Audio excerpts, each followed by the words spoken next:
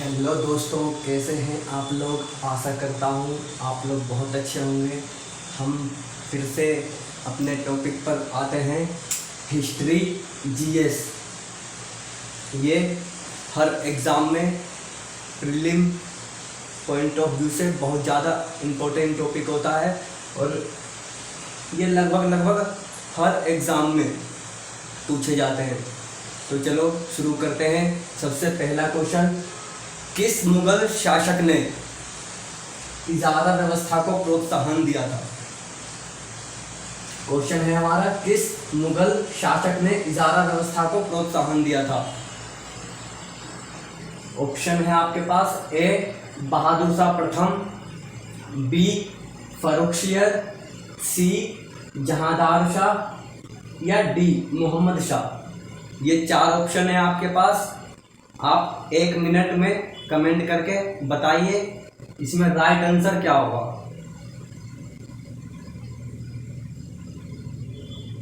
इसका right answer C Jahandar Shah.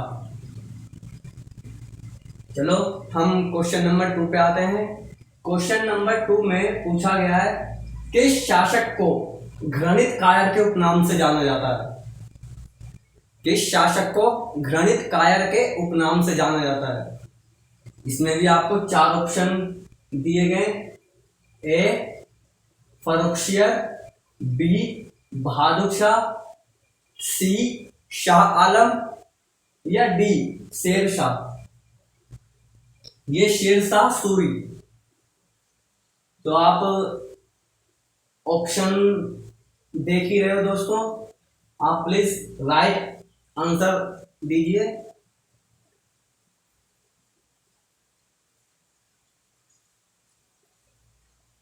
चलो मैं बता देता हूँ। इस आशा करता हूँ कि आप लोग ने सही आंसर ही दिया होगा। इसका आंसर है फर्रुखशियर, ए। फर्रुखशियर को घृणित कायर की उपाधि दी गई थी। नेक्स्ट आते हैं दोस्तों, क्वेश्चन नंबर 3। अहमद शाह अब्दाली का भारत पर प्रथम आक्रमण कब हुआ था। अहमद शाह अब्दाली, ये इन्वेजन किया था ना इन्होंने, पश्चिम भारत के पश्चिमी क्षेत्र की तरफ से, सिंध की तरफ से। अधिकतर जो इन्वेडर आते थे उधर से ही आते थे। तो अहमद शाह अब्दाली का भारत पर प्रथम आक्रमण कब हुआ था। ए 1707 में, बी 1749 में, सी 1739 में या डी 1717 में।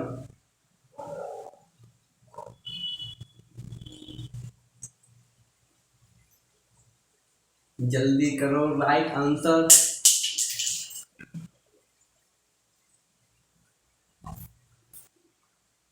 इसका राइट आंसर होगा बी 1749 में अहमद शाह अब्दाली ने भारत पर प्रथम आक्रमण किया था। अब क्वेश्चन नंबर 4, ईरान का नेपोलियन किसे कहा जाता है। ईरान का नेपोलियन किसे कहा जाता है। इसमें आपके पास वही 4 ऑप्शन है, ए अहमद शाह अब्दाली, बी महमूद गजनवी, सी मोहम्मद गौरी या डी नादिर शाह।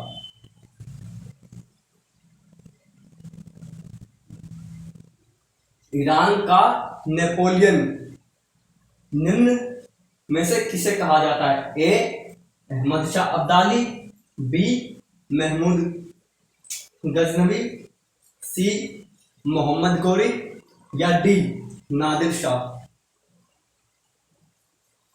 जल्दी कमेंट बॉक्स में आंसर दीजिए।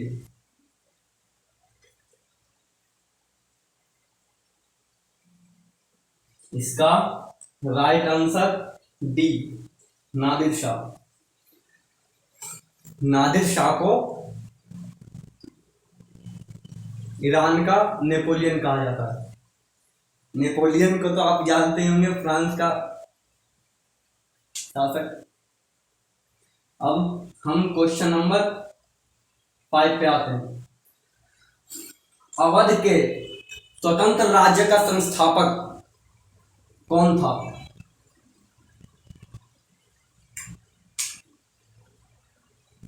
दोस्तों ऐसा है ना, मुगल काल में औरंगजेब के शासन के विघटन, मुगल काल के जो विघटन से पहले कई सारे शासक थे जो मुगल काल के अंतर्गत शासन चलाते थे अपना। तो जब औरंगजेब की मृत्यु हुई, मुगल साम्राज्य कमजोर पड़ने लगा, तो बहुत सारे शासकों ने अपने आप को स्वतंत्र कर लिया, और वहाँ के वास्तविक शासक जो कि पहले राज्यपाल होते थे, अब वहाँ के वास्तविक शासक बन गए। तो अवध के स्वतंत्र राज्य का संस्थापक कौन था? ए मुर्शिद कुली खां, बी सआदत खां, सी हैदर अली, या डी अलीवर्दी खां।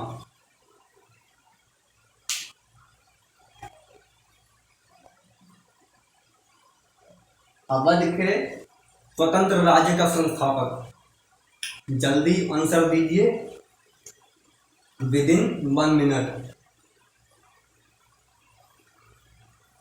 इसका राइट आंसर होगा दोस्तों बी सआदत खां। सआदत खां ने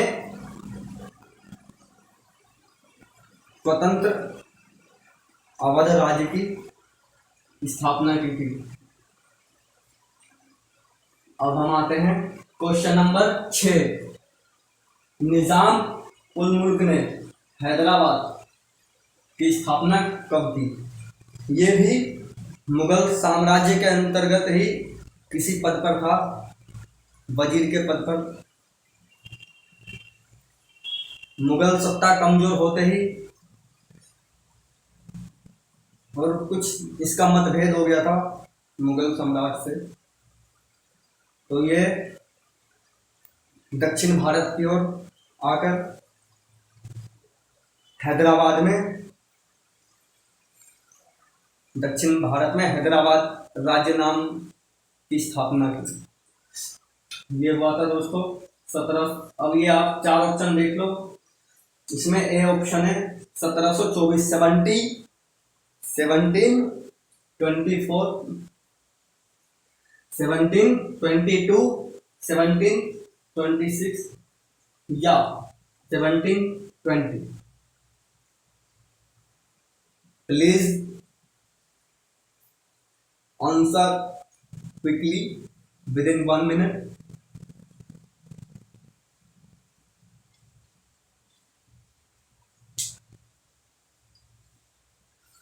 इसका राइट आंसर है ए 1724। 1724 में निजाम उल मुल्क ने हैदराबाद राज्य नाम की स्थापना की थी दक्षिण भारत में जाकर। अब हम क्वेश्चन नंबर 7 पर आते हैं। स्वतंत्र जाट राज्य की स्थापना किसने की थी? स्वतंत्र जाट राज्य की स्थापना किसने की थी? आपके पास 4 ऑप्शन है इसमें। ए चूड़ामन जाट, बी बदन सिंह, सी ए और बी दोनों,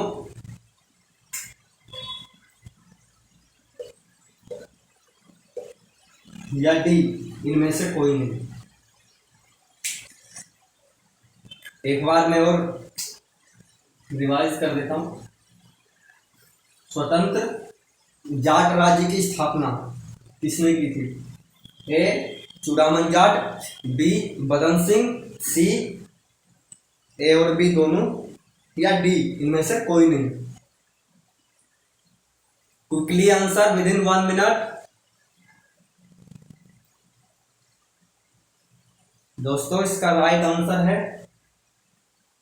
सी चूड़ामन जाट और बदन सिंह दोनों ने मिलकर जाट राज्य की स्थापना की थी।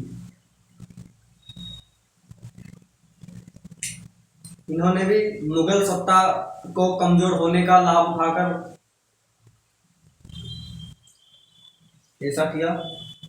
जब तक औरंगजेब था तब तक तो मुगल साम्राज्य ठीक ठाक लगभग चल रहा था। औरंगजेब की मृत्यु के बाद ही मुगल साम्राज्य अपने विघटन की अवस्था की ओर उन्मुख हो गया। और जब दोस्तों ऐसा होता है ना, जब केंद्र कमजोर होता है ना तो राज्य शक्तिशाली होने लग जाते हैं। वो केंद्र की सत्ता को मानने से इनकार करने लग जाते हैं। इसीलिए केंद्र का मजबूत होना बहुत आवश्यक है किसी भी देश के लिए। अगर वो एकजुट रहना चाहता है, अखंड रहना चाहता है, तो केंद्र का मजबूत होना बहुत आवश्यक है। अब हम क्वेश्चन नंबर 8 पे आते हैं। खालसा पंथ की स्थापना किसने की थी? वाहे गुरु जी दी खालसा। खालसा पंथ की स्थापना किसने की थी? ए गुरु नानक ने, बी गुरु गोविंद सिंह ने, सी गुरु तेग बहादुर ने, या डी गुरु अर्जन देव ने। खालसा पंथ की स्थापना किसने की थी? ए गुरु नानक, बी गुरु गोविंद सिंह, सी गुरु तेग बहादुर, या डी गुरु अर्जन देव सिंह। आपके पास 1 मिनट का समय है। Please quickly answer. हरी आप। इसका राइट आंसर होगा बी गुरु गोविंद सिंह। हालांकि गुरु अर्जन देव सिंह ने कुछ कोशिश की थी कि सिखों को एक सैनिक रूप दिया जाए, लेकिन उनका पूरा काम किया गुरु गोविंद सिंह ने। तो दोस्तों, आशा करता हूं आपको ये वीडियो अच्छी लगी होगी और आपको रोज इसी तरह से MCQs मिलते रहेंगे और आपको क्लास के अंदर ही मैं आपको ये याद करवा दिया करूंगा। लगभग आपको याद हो ही गया होगा। हम रोज इसी तरीके से 8-10 MCQs लेकर चलते रहेंगे। अभी हम हिस्ट्री का कर रहे हैं, फिर पॉलिटिकल साइंस का भी होगा, ज्योग्राफी का भी होगा, इकोनॉमिक्स का भी होगा, एनवायरनमेंट का भी होगा, और फिर धीरे धीरे और आपको यहाँ पर और ज़्यादा वाइड लेवल पर इंफॉर्मेशन प्रोवाइड करवा जाएगा। अभी के लिए इतना ही दोस्तों। Thank you very much.